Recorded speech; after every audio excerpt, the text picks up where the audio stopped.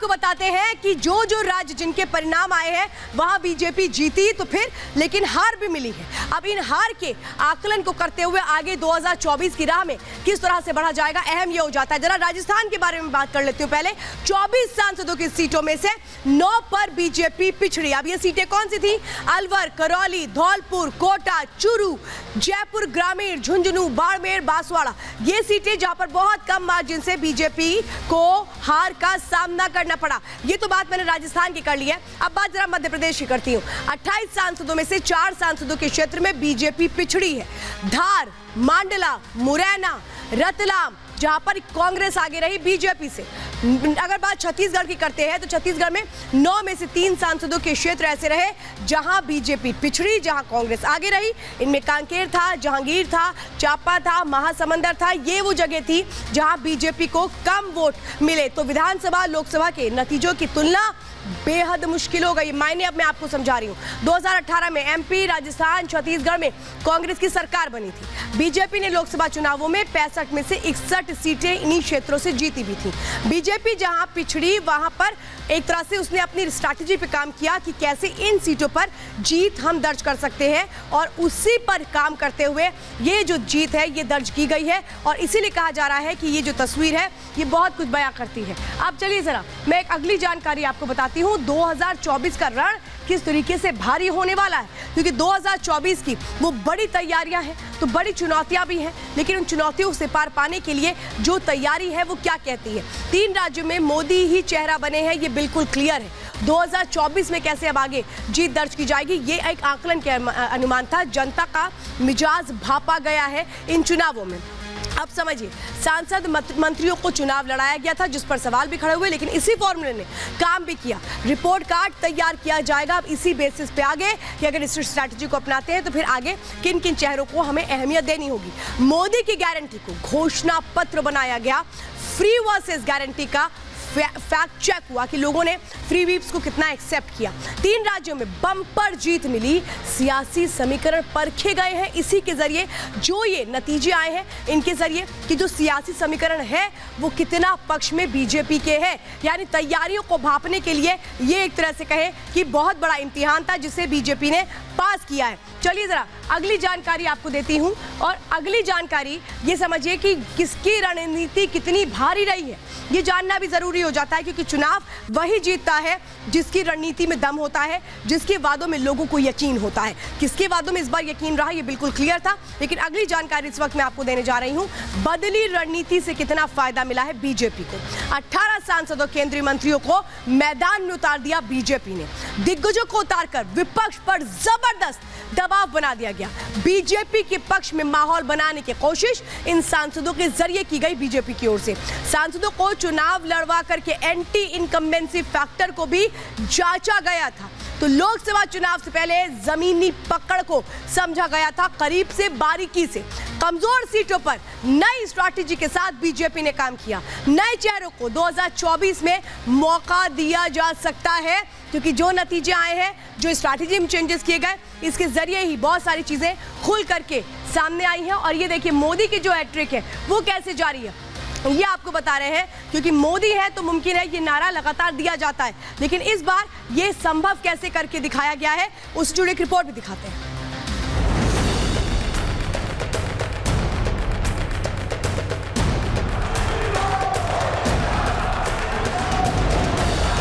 कृपा करके ऐसी राजनीति न करें।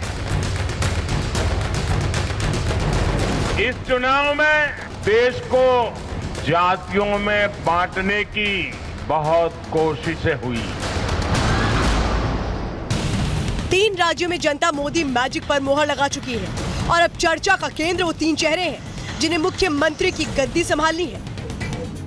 लेकिन सियासी गलियारों में इन चेहरों के साथ चर्चा 2024 के दंगल की भी है। लोग पूछ रहे हैं, क्या देश की हिंदी पट्टी दिसंबर में ही अप्रैल मई का फैसला सुना चुकी है? क्या इस हैट्रिक के बाद मोदी की एक और हैट्रिक पहले से ही फिक्स हो चुकी है?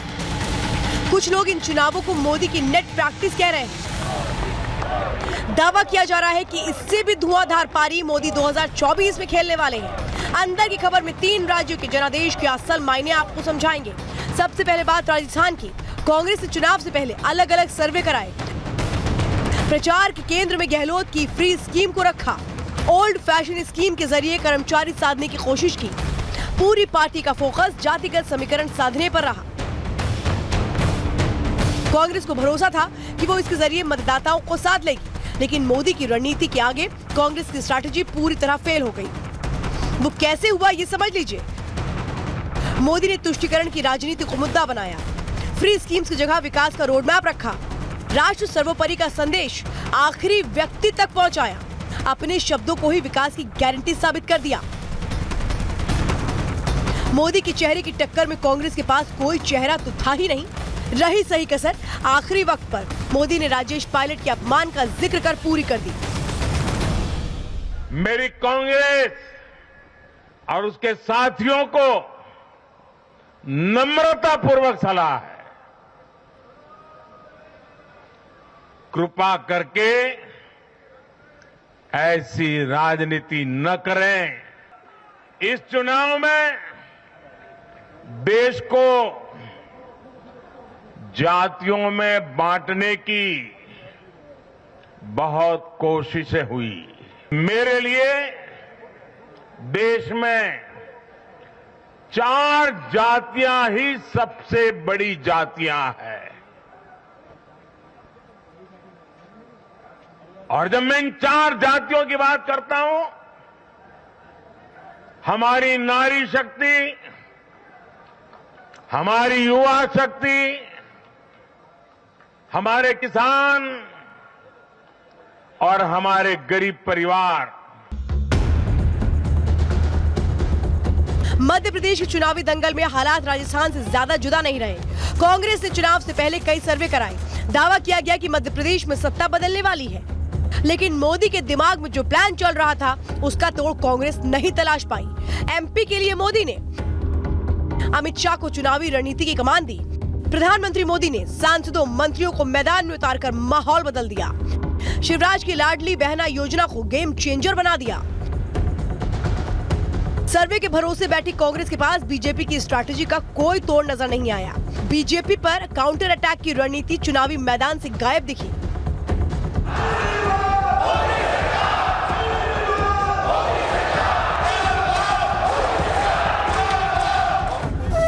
कुछ ऐसा ही हाल छत्तीसगढ़ में रहा। चुनावी रण में कांग्रेस की रणनीति बीजेपी के मुकाबले काफी कमजोर दिखी। बड़े बड़े नेता बीजेपी के चुनावी हमलों का जवाब न दे सके। यही वजह रही कि मोदी ने हैट्रिक का ऐलान कर दिया। कुछ लोग तो कह रहे हैं कि आज की इस हैट्रिक ने 24 की हैट्रिक की गारंटी दे दी है। ये चुनाव नतीजे कांग्रेस और उसके घमंडिया गठबंधन के लिए भी बहुत बड़ा सबक है। कृपा करके ऐसी राजनीति न करें जो देश विरोधी ताकतों को बल दे, जो देश को बांटना चाहते हैं ऐसे लोगों को मजबूती दे, जो देश को कमजोर करने वाले विचारों को गति दे। 3 राज्यों में बड़ी जीत के बाद मोदी ने संदेश दे दिया कि देश जाति की राजनीति से ऊपर उठ रहा है। फ्री रेवड़ी कल्चर का सच वोटर जान चुका है। लोग समझ चुके हैं कि योजनाओं को आखिरी व्यक्ति तक पहुंचाने का सामर्थ्य किसके पास है और किसके पास नहीं। अब इस परिणाम को लोकसभा चुनाव से जोड़कर देखना तो राजस्थान में 25 लोकसभा सीटें हैं और पिछली 2 बार से कांग्रेस एक सीट भी जीत नहीं पाई। मध्य प्रदेश में 29 लोकसभा सीटें हैं। पिछली बार कांग्रेस सत्ता में थी, तब भी बीजेपी ने इस राज्य में 28 सीटें जीती थी। छत्तीसगढ़ में 11 लोकसभा सीटें हैं। सत्ता से बाहर होने के बावजूद 2019 में बीजेपी ने 9 सीटों पर जीत दर्ज की थी। यानी 3 राज्यों में कुल 65 लोकसभा सीटें हैं, जिनमें से बीजेपी के पास 2019 में 61 सीटें आई। लोकसभा में बीजेपी की प्रचंड जीत तब भी थी जबकि तीनों राज्यों में उसकी सरकार नहीं थी। ऐसे में जानकार मान रहे हैं कि तीनों राज्यों में सत्ता मिलने का असर भी लोकसभा चुनाव पर पड़ने वाला है। कुछ लोग तो यहाँ तक मान रहे हैं कि मोदी ने चुनाव से पहले ही बीजेपी को 65 सीट लॉक कर दी है। विपक्ष को अब हिंदी पट्टी की बची हुई सीटों पर रणनीति बनानी होगी। Bureau report, Republic Bharat.